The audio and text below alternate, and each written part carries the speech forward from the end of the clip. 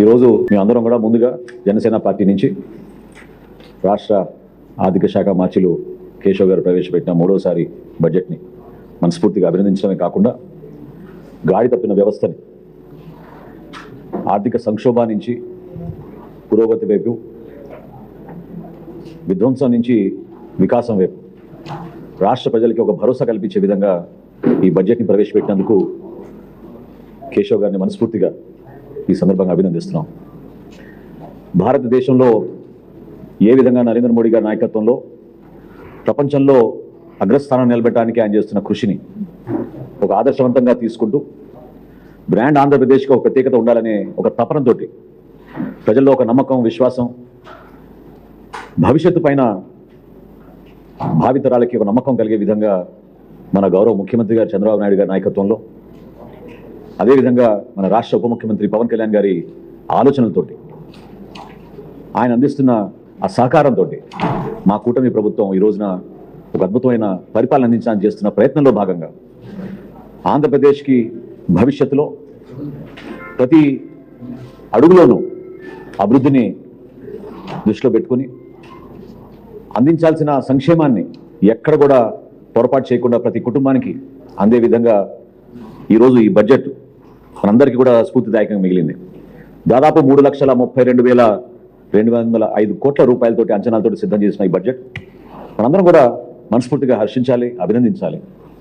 ఎందుకంటే గతంలో జరిగిన పరిపాలన, ఆ విధ్వంసానికి భిన్నంగా రాష్ట్రంలో ఆ రెవెన్యూ లోటుని పూడ్చడానికి కోసం, ప్రజల్లో కూడా మేము చేస్తున్న ఈ కార్యక్రమాల్ని అందించడానికి కోసం మేము చేస్తున్న తపనని గుర్తించే విధంగా అన్ని శాఖలకు ఇచ్చిన కేటాయింపుల్లో సమతుల్యత పాటించుతూ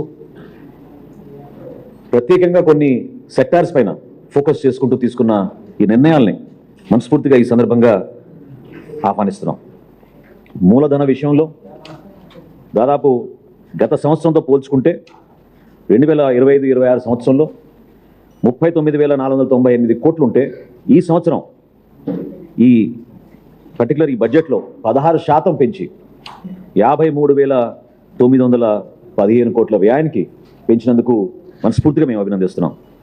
అదేవిధంగా రెవెన్యూ ద్వారా వస్తున్న ట్యాక్సెస్ని గతంలో ఎన్నడూ లేని విధంగా గత సంవత్సరం 98,025 కోట్లయితే ఈ సంవత్సరం ప్రతిపాదించింది 1,25,846 కోట్లు.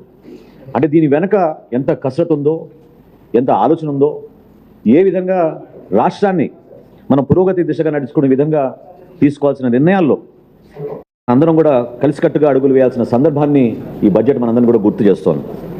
వాస్తవంగా అనేక సందర్భాల్లో సంక్షేమం నిజంగా సాధ్యమవుతుందా, రాష్ట్రాన్ని ఈ విధంగా విధ్వంసం చేసి వెళ్ళిపోయారు వైఎస్ఆర్సీపీ ప్రభుత్వం అనే విషయం ప్రజలు కూడా మమ్మల్ని ప్రశ్నించే సందర్భంలో ఈరోజు సూపర్ 6 విషయంలో ఎక్కడ కూడా తగ్గకుండా ఏ విధంగా మేము సంక్షేమం కోసం కేటాయించిన నిధులు, ప్రత్యేకంగా దీపం పథకం కానివ్వండి, ఆర్టీసీలో మహిళలకి ప్రయాణం కానివ్వండి, తల్లికి వందనం కానివ్వండి, వీటితో పాటు ప్రజలందరూ కూడా కోరుకునే విధంగా ఎన్టీఆర్ భరోసా పెన్షన్లు కానివ్వండి, ఒక చరిత్ర సృష్టించే విధంగా దూసుకుంటూ ముందుకెళ్తున్నాం.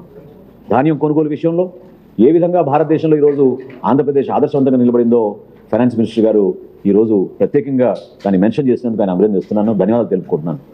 ఇది వాస్తవం. 10,950 కోట్ల రూపాయలు ఖరీఫ్ సీజన్లో ధాన్యం కొనుగోలు చేయడం, 24 గంటల్లోనే 93% మంది రైతులకి ఆ డబ్బును జమ చేయడం అనేది ఒక అద్భుతమైన కార్యక్రమం. దానికి ప్రతి రైతు సోదరుడిని గుర్తించి, గౌరవించి, వారి పడిన కష్టానికి ప్రభుత్వం ఎప్పుడు కూడా మీ వెంట ఉంటుందనే ఆలోచనతోటి మేము ఈ కార్యక్రమాన్ని ముందు చేశాం.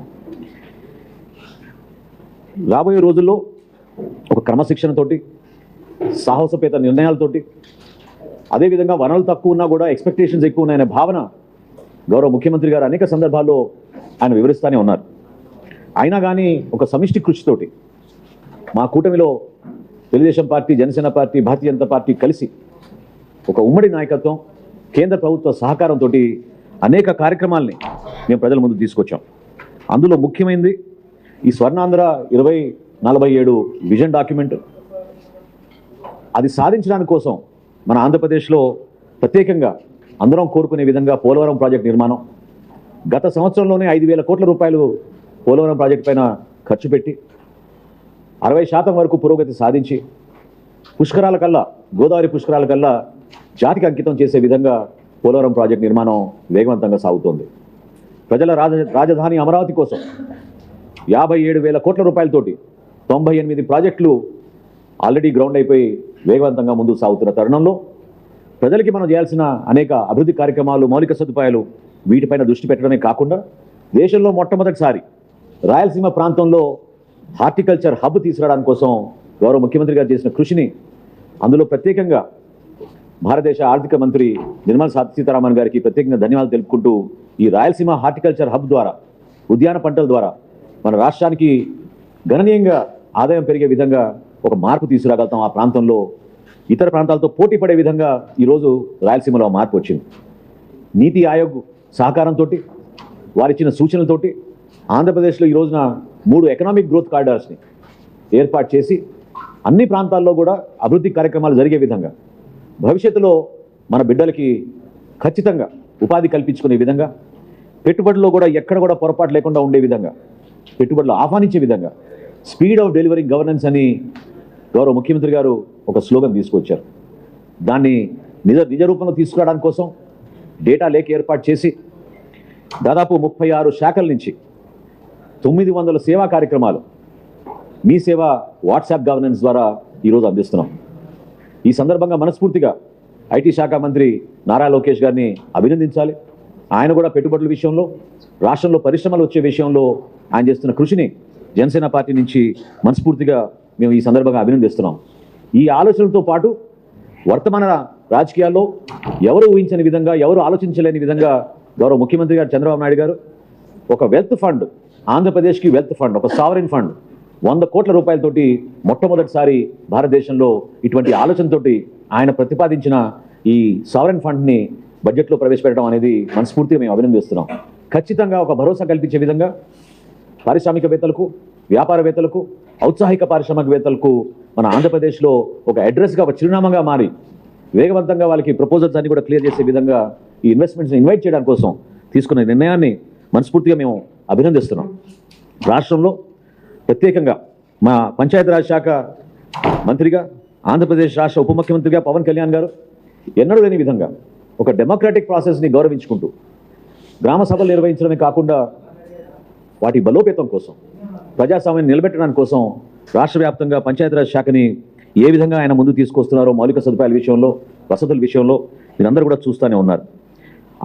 ఆ గుర్తింపు తీసుకొచ్చే విధంగా చేసిన కృషికి ఈ బడ్జెట్లో 22,942 కోట్ల రూపాయలు కేటాయించడం అనేది మనస్ఫూర్తిగా ఉప ముఖ్యమంత్రి గారు పవన్ కళ్యాణ్ గారు చేసిన కృషిని ఈ సందర్భంగా మీ అందరం కూడా ఆయన్ని అభినందిస్తున్నాం.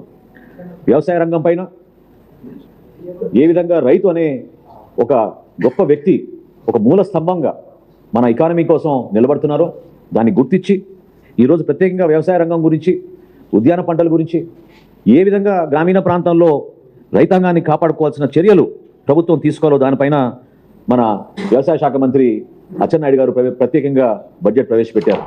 దాదాపు 53,752 కోట్ల రూపాయలతోటి ఆయన వ్యవసాయ రంగంలో తీసుకొస్తున్న అనేక కొత్త ఆలోచనలు, ప్రోత్సాహకాలు రాబోయే రోజుల్లో వ్యవసాయ రంగంతో పాటు ఉద్యాన పంటలు, ఆక్వాకల్చరు, ఫిషరీస్, అదేవిధంగా యానిమల్ హస్బెండరీ పైన కొత్త ఆలోచనలతోటి ఏ విధంగా ఒక మార్పు తీసుకొస్తున్నామో వీటన్నింటి కూడా వివరించారు. కాబట్టి వీటితో పాటు గౌరవ మంత్రివర్యులు దుర్గేష్ గారు పర్యాటకం గురించి వివరిస్తారు. అందులో వచ్చిన పెట్టుబడులు ఏ విధంగా ఉపాధి కల్పిస్తాయో మన రాష్ట్రానికి ఖచ్చితంగా మనం ఒక ఆలోచనతోటి కష్టపడి వేస్తున్న మన అడుగుల్లో, మన ప్రయాణంలో మరింత బలోపేతం చేసేందుకు ఈరోజు గౌరవ ముఖ్యమంత్రి గారి సూచనలతోటి ఆర్థిక మంత్రి కేశవ్ గారు ప్రవేశపెట్టిన ఈ బడ్జెట్ని జనసేన పార్టీ నుంచి మీ అందరం కూడా మనస్ఫూర్తిగా ఆయన అభినందిస్తున్నాం.